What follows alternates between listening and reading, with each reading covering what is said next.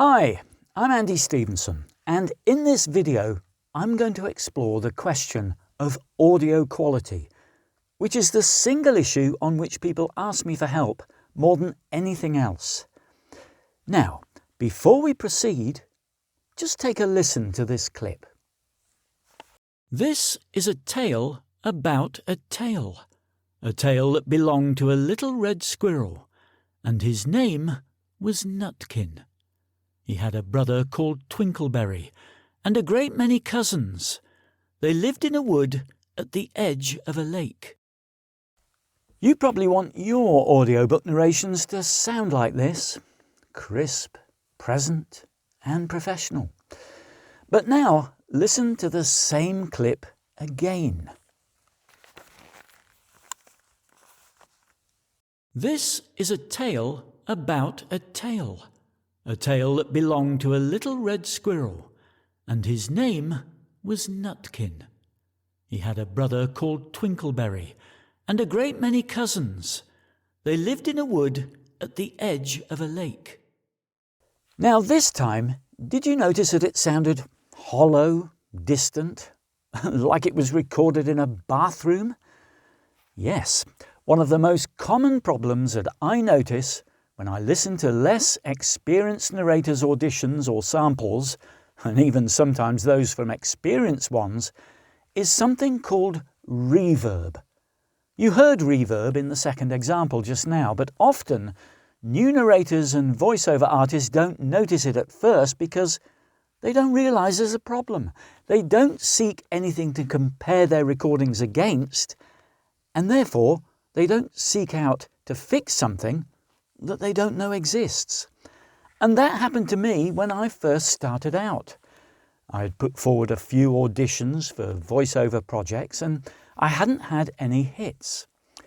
And then a guy from voices.com, which offered feedback chats and advice to new voiceover artists, mentioned to me that my recordings were revealing a small amount of reverb, not a lot, but enough to mark me down in comparison to others.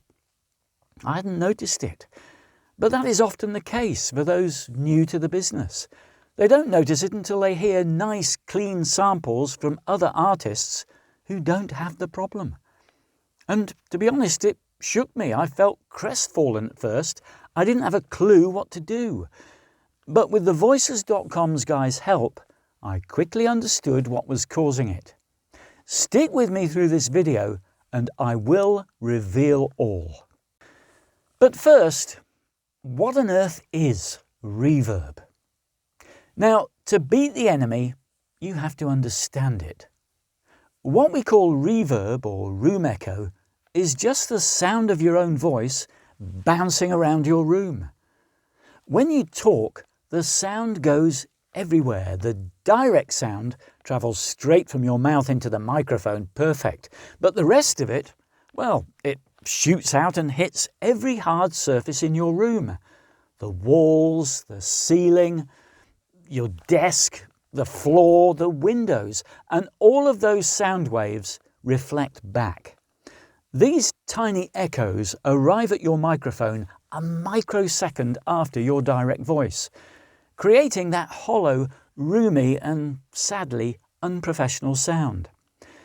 Think of it this way: if you tried throwing a bunch of ping pong balls into an empty square room with concrete walls, they'd bounce around like crazy for ages. That's how your voice would react in an untreated bedroom or office. Now imagine throwing those same ping pong balls into a room stuffed with fluffy couches, thick rugs, heavy curtains, thick carpeted floors and plush pillows. The balls would hit a soft surface and just stop. That's what we need to do to your voice. We need to stop those bouncers before they even get a chance to return to the mic. The whole game is about getting as much of your direct voice into the mic as possible while killing the bouncing sound. So it's not about silence, it's about control. Okay, so if you've got a problem with reverb, how do you fix it? Well, the first thing to do is to master your microphone.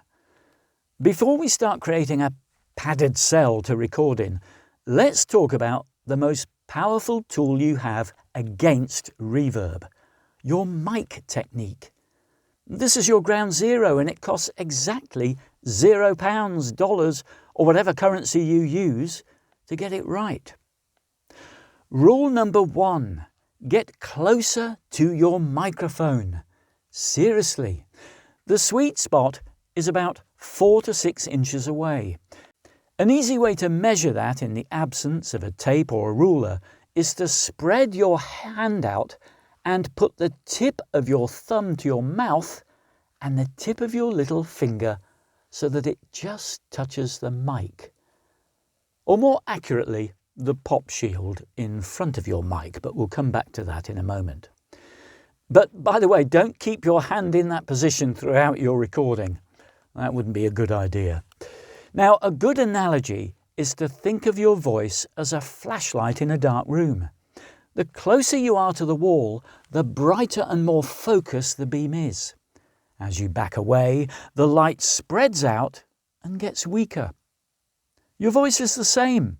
The closer you are to the mic, the louder your direct voice is compared to all that echo that is bouncing around. When you back away, your voice gets quieter and suddenly the room echo seems way louder in comparison. So you need to get close, but certainly not so close that you're chewing the mic. Of course, getting close can cause those explosive P and B sounds, which are called plosives. So you need a pop filter. One like this is good because it wraps around the mic. As well as keeping the plosives out, it also keeps dust out from settling on your mic.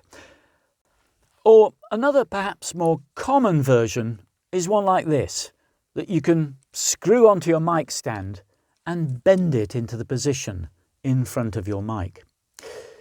Now, you can also try speaking slightly off axis, not directly into the dead center of the mic, but just a little past it. This can cut down on harshness, but listen, play around with it. Put the mic a bit higher and angle it down towards your mouth. Every voice and room is different.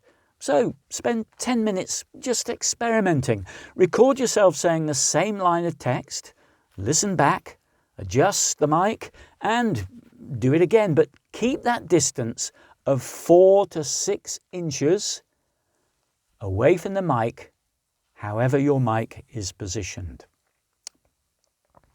Okay, so your mic technique and position is locked in. Now it's time to deal with your recording space. And forget about fancy, expensive acoustic panels for a minute. You might already own everything you need to create the perfect recording space for no extra expense. Now, my space here used to be a loo, or a John for our US friends. I have, of course, removed the sanitary ware and I've fixed cheap blankets on the walls. These are the things that we used to pack when we moved here a few years ago, and they are cheap and perfect for deadening sound. And notice that almost every surface is covered. Okay, not my laptop, but my floor has carpet, my desk is covered, and crucially, my ceiling too. When the guy from voices.com pointed out that my recordings were revealing some reverb, at that time I had not bothered to fit the blankets to the ceiling, not thinking it was necessary. By doing so, it made all the difference.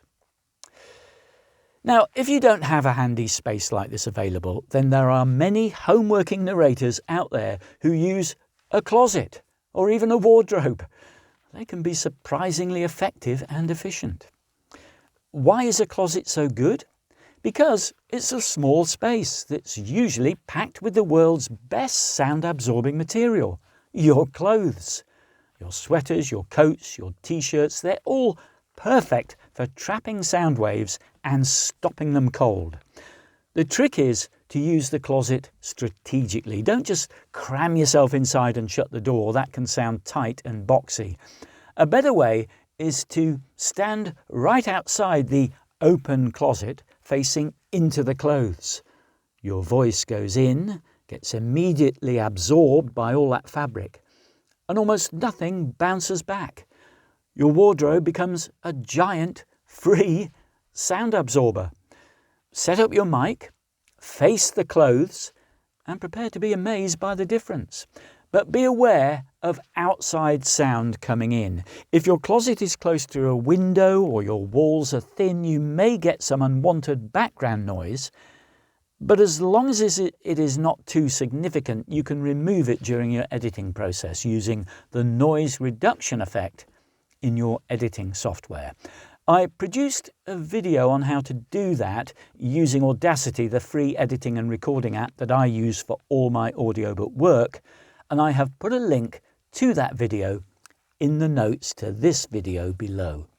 Okay, so now that you have sorted your microphone position or your position in relation to it, and you have treated your recording space to some sound deadening material, make a recording of your voice of about 30 seconds to a minute, and then play it back and compare it to your earlier recordings and other samples from other narrators. Now, every book on Audible has a preview, so check some out. But avoid comparing any that clearly suffer from reverb. It is surprising how many do, and to be honest, I wonder how they ever pass Audible's submission requirements. It probably makes sense to choose audiobooks that have a decent number of positive reviews, as they are more likely to display only very minimal, barely detectable, or no reverb at all.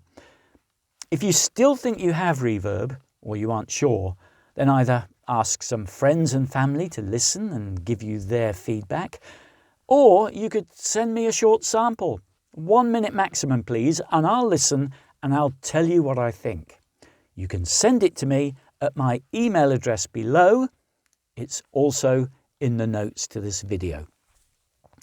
Now, there are plugins, which are additional software that you can download and install into Audacity that could remove reverb if you still can't shift it using the physical methods I have explained in this video, but they often have side effects that can affect the quality of your recording in other respects. So it is best to avoid them, in my opinion. And anyway, if you do the physical stuff that I've described, the likeliness of you still having reverb is very, very, very low. Believe me. So, if these practical no-cost tips are helping you, do me a favour and hit that like button, and please subscribe to my channel. I'm all about giving you real-world, actionable advice that gets you professional results without emptying your wallet. And let me know in the comments, what do you use as your recording space? Or what are you planning to use? Have you experienced reverb? Have you managed to get rid of it? And if so, how did you do it? And as always, if you have any questions, please ask them and put them in the comments to this video below. I will answer every single one. So that's it for this video. Thanks for watching and listening, and see me again soon. Bye bye for now.